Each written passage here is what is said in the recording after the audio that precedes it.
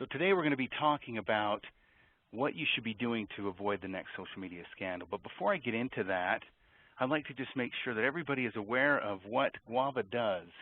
If you don't know about GWAVA, or if you're familiar with us, you might want to be able to get a little bit of a refresher about what we do.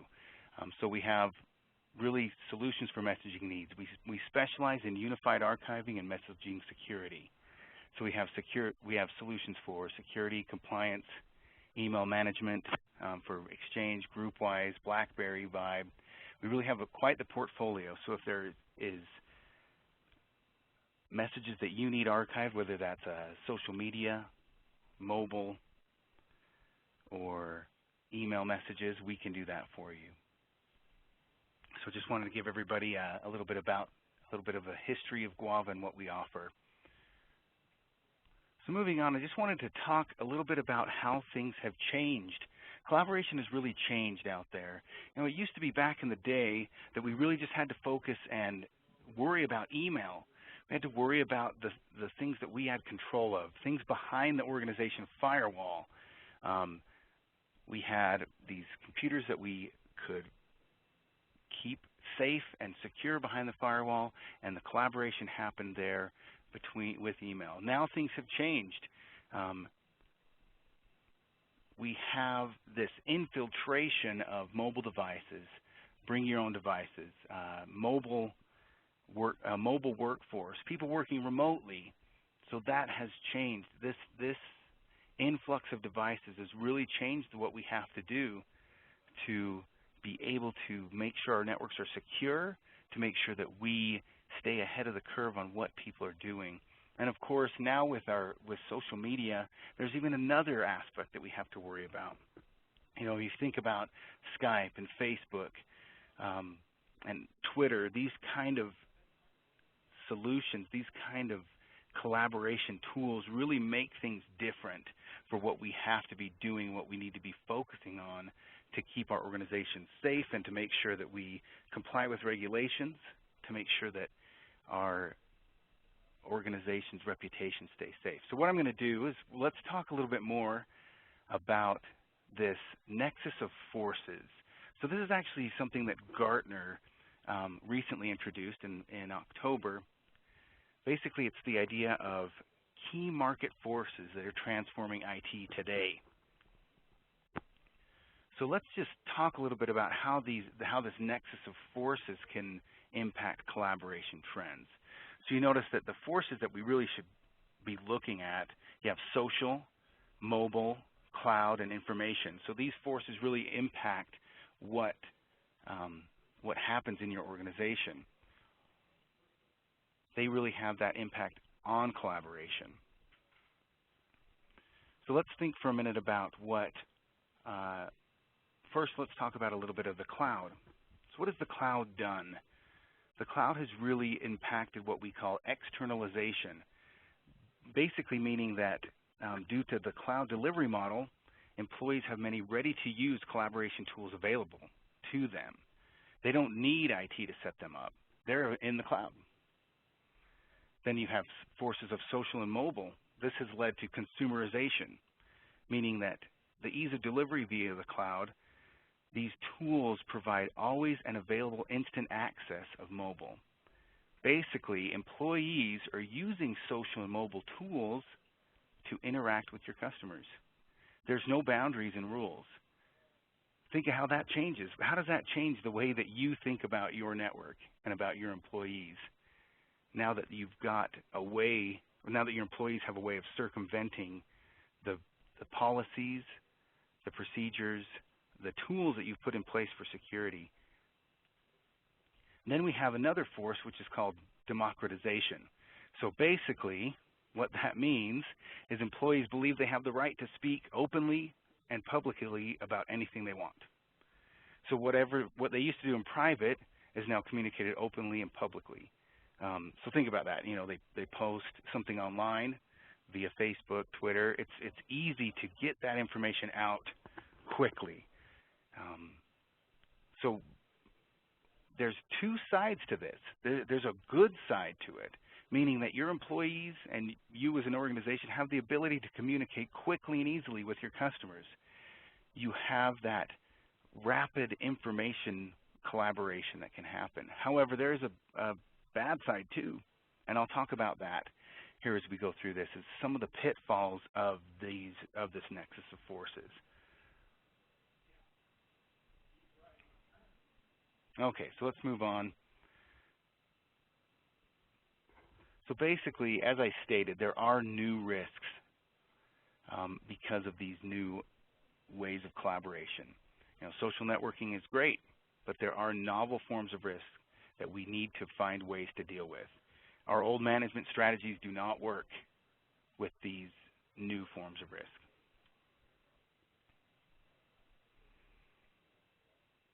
So here's another interesting thought that you may not have thought about, is that this is from Gartner as well. By the end of 2013,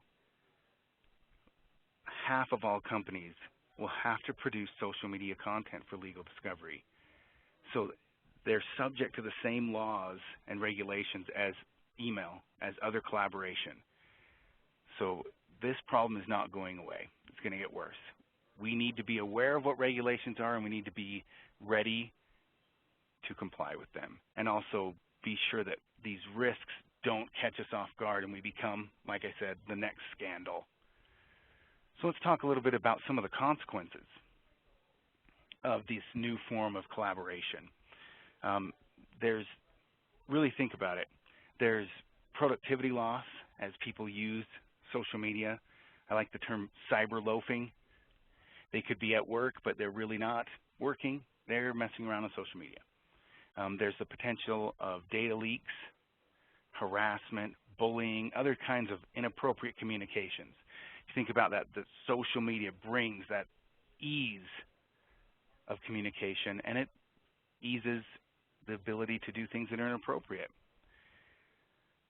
And another thing that I really want everyone to get from this is that there is a line, the lines between personal and business personas are blurred. Really, there is no line.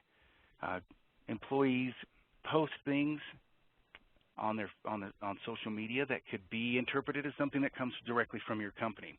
Like let's think about this for a minute. I have a Twitter account, and if you follow me, you will get tweets about sports, technology, GWAVA, probably things about my family. But no matter what I do or say, it can and will reflect on my employer because my name is tied to my company, right? I can't escape it. Even if it's a personal tweet about GWAVA from a corporate account, it doesn't matter. And what makes this worse is that it can travel globally within minutes and most likely can't be retracted.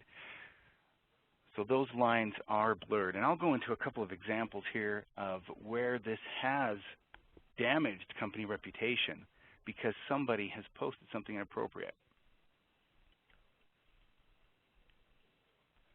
And then some other things to take note of is there are security risks as well.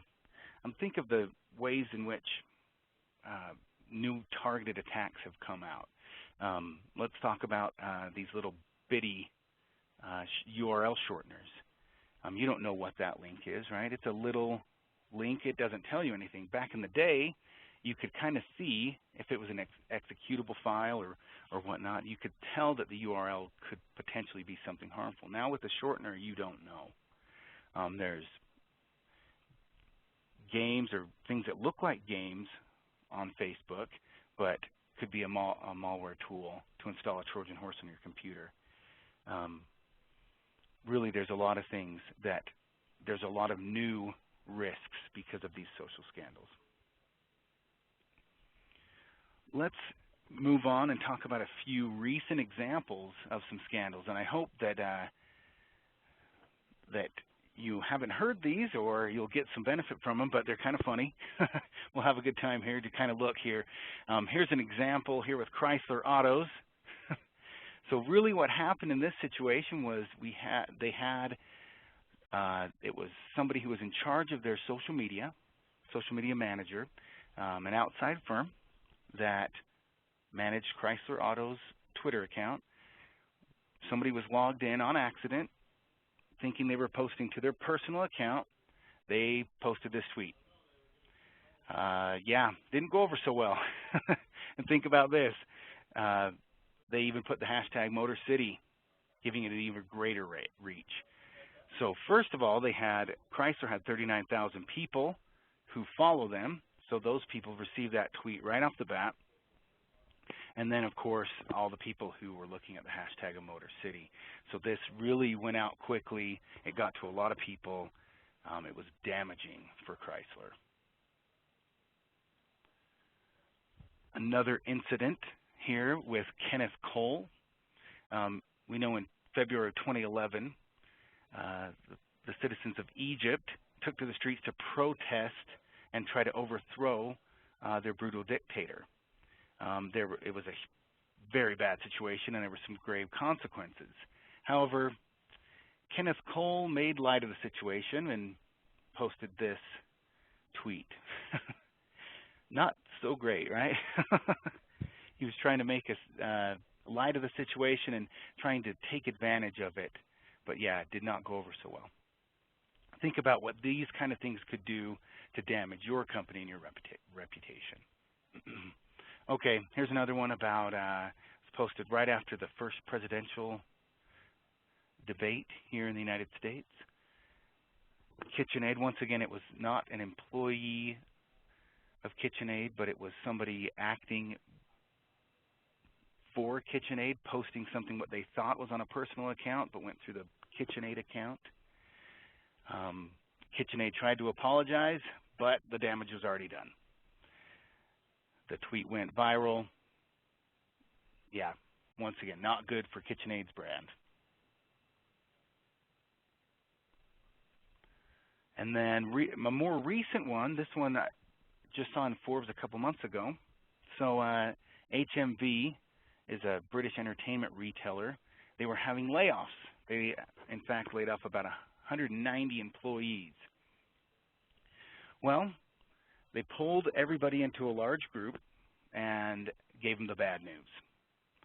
As this was going on, an employee, Poppy Rose, who had been an HMV community manager, she had access to the corporate account and started to live tweet about the layoffs. Think of how that got sent out very easily. That private type thing got sent out publicly and went viral quickly because of this employee's access to Twitter. I'm probably harping on this a little bit, but I wanted to make sure that everybody realized what can happen, the kind of scandals that can happen to you and to your organization because of one employee. Okay, finally we have a couple of interesting ones here. We've got Anthony Weiner. We've probably all heard of him. He sent an inappropriate tweet, and it was, did not do well for his career. He ended up resigning in a scandal that was dubbed WeinerGate, and it was quite appropriate for what he did. Not a good thing. And then we have another person, Adam Smith. He was the former chief financial officer at Vanti. Basically, he decided that he would go through a drive-thru and berate a Chick-fil-A employee, and he posted it online on YouTube. Well, he didn't post that he worked for Vanti. However, it was very quickly, you could see through his his Google account, which was linked to YouTube, that he had posted that he worked for Vanti. So it got back really quickly what his position was and who he worked for, and people were not happy for the way that he acted in the video that he posted. So in one day, Vanti received 7,000 phone calls about what he did. Needless to say, he was let go, and Vanti had to issue an apology saying that they had let him go and that his views in no way reflected the views of Vanti. So to sum everything up, a great quote that I love from Warren Buffett, you know, it takes years to build a reputation. Your organization has worked hard to make sure that it's has a good reputation, that it's out there, that it's seen well by your customers. However, it can quickly be ruined. So if you think about that, what will you do differently? What will your company do differently? What should you be doing to make sure that you don't have your reputation destroyed, that you don't become the next social media scandal? So we've harped a lot, and I've touched a lot on the problems that can come because of social media. Now I'm going to touch on some solutions. I hope you can see that there are a new set of problems that are out there, but now let's touch on what we can do to combat those problems. Really, there's two things that every organization should be doing. There needs to be policies. There needs to be formal policies about social media usage. Think about that. What should these policies entail? Who can post? Is there an assigned person? What can be posted? Personal versus business. Should this be an extension to email and other communication policies? Really, there should be a policy in place. Okay, so with that being said, the policies need to be in place, and employees need to be trained on what that policy is. Now, if you're at a loss for what your social media policy should look like, we've actually produced one. We've actually produced a template here at GWAVA. We've taken some time and effort and some research to see what a social media policy should look like. If you're interested in that and in getting a copy of that, feel free to let me know. You can email me at qmangus@guava.com, or go ahead and put that in the chat, and we can get that over to you. It can give you a guideline for what you should be doing with social media. Okay, now that you have a social media policy in place, or now that you have a plan for getting one, what do you do? Do you have a way to enforce them? That's the other side of it. I mentioned you needed to do two things. One, there needs to be a policy. Two, there must be technology to help enforce that policy. So we, of course, at GWAVA have a solution. It's Retain Social. This helps you to be able to capture and archive social media.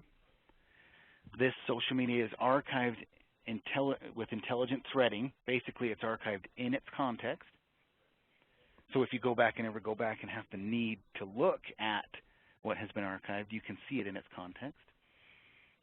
You can perform e-discovery on this archive, and this tool can be applied on or off the network. If people are using Facebook or Twitter behind your firewall, we will intercept those messages as they go through the gateway and archive them in context. If they're off the network, there is an app that will be placed on the device to be able to pull that information down. And that goes along with, really, GWAVA has what we call Retain. It's the Retain Unified Archive. So Retain securely archives all organization communications. And that includes mobile, email, social. All of this is archived into a unified archive. That's what makes Retain different. All of these things, all of your communications via email, all of your mobile communications, all your social communications are all archived into Retain. So currently, we are archiving Android and BlackBerry mobile communications. We are archiving Exchange, GroupWise, Office 365, and Gmail. And then for social, we're doing Facebook and Twitter, in addition to LinkedIn for instant messaging. And then on our roadmap is to be able to archive all of these different ways of collaboration. But the point of this is that all of this is archived into Unified Archive, which can be easily accessed. You can go back and see what has happened and be able to access that data, publish it, search it. You, as an administrator, and your end users can do that as well. Now, there is one hole that you may see in this solution, and that is, in the sense of preventing a scandal, and that is it doesn't prevent it. This is a reactive type solution. If something has happened, you can be ready and you can go back and see what has happened is something that is reactive. So what I'd like to talk about is a proactive solution, a way to be proactive about preventing these scandals. Now, with that being said, archiving your communications is great, and it's required, and it helps you to be able to find out what may have happened. But we need to be proactive, and we need to be able to prevent that. And for that, there is GWAVA messaging security. Basically, GWAVA can protect your organization. We have, as an overview of GWAVA, we protect your email system from spam, viruses, illicit images. You can block certain keywords and terms. There's also social scanning.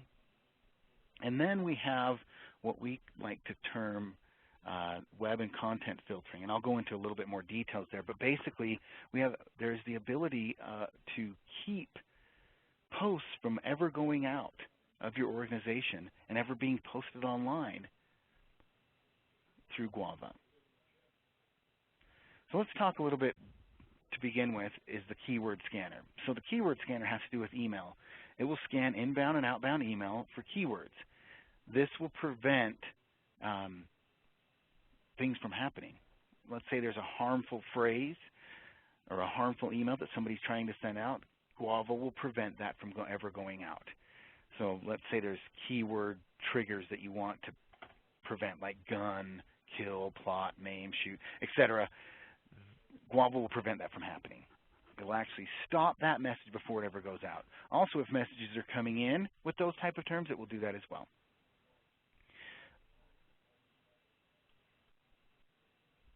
Then, of course, moving along, we've got the image analyzer.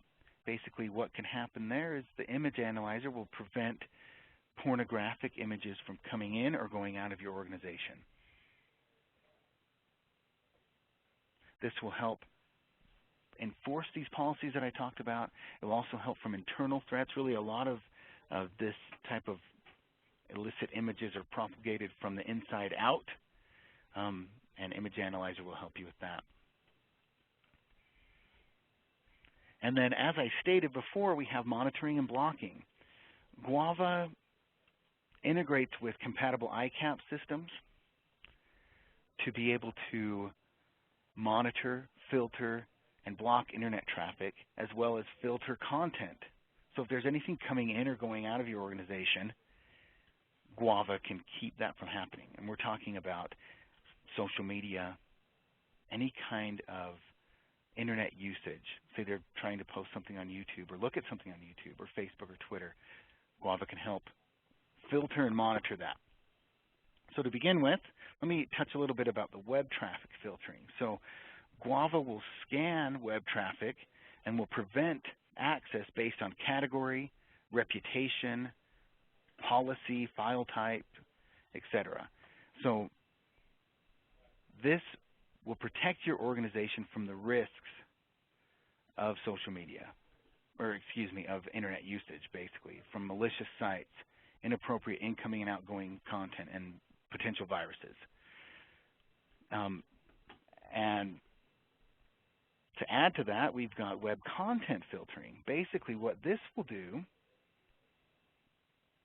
is it gives you the ability to monitor what is being posted, what is being said.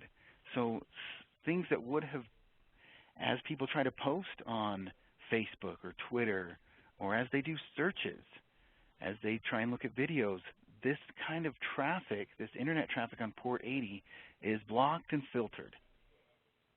And if something inappropriate is happening, there's email alerts and there's alerts through the interface, the web interface. Really, this is to help protect your organization from inappropriate content. So that sums up everything I wanted to touch on in this presentation. Gives us some time for some Q&A, but I just wanted to finish up by saying that really the point of what I've made is that we need to have policies and technology to protect your organization from these new threats that are out there, whether that's social media, mobile, even email is still a threat, but there needs to be the policies and technology to prevent those scandals, to prevent your organization from becoming the next scandal. So thank you, everyone. If we have some questions, we'll take some time now to do that. Amy, are there any questions out there? I have not seen any questions yet at this time, but again, if anyone does have any questions, feel free to put those through on the chat or the Q&A. We'll give it just a couple minutes to see if any questions come through. Great.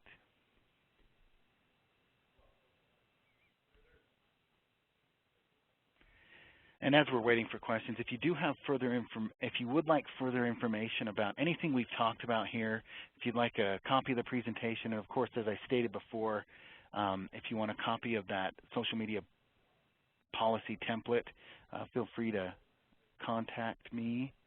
My email, once again, is qmangus@guava.com. If you would like further information about this session, feel free to contact us at sales@guava.com. Visit us online or give us a call at 1-866-GO-GUAVA. And you can also follow us on Twitter and Facebook as well.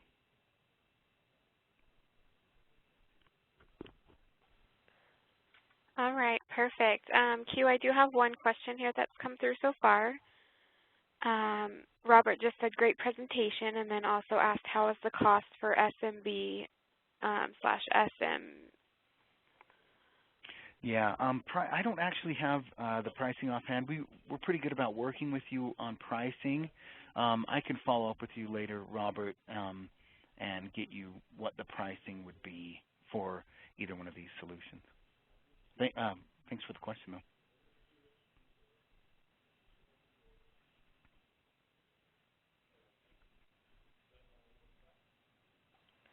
All right, well, I'm not seeing any other questions at this time. So, Q, I want to thank you for your great presentation.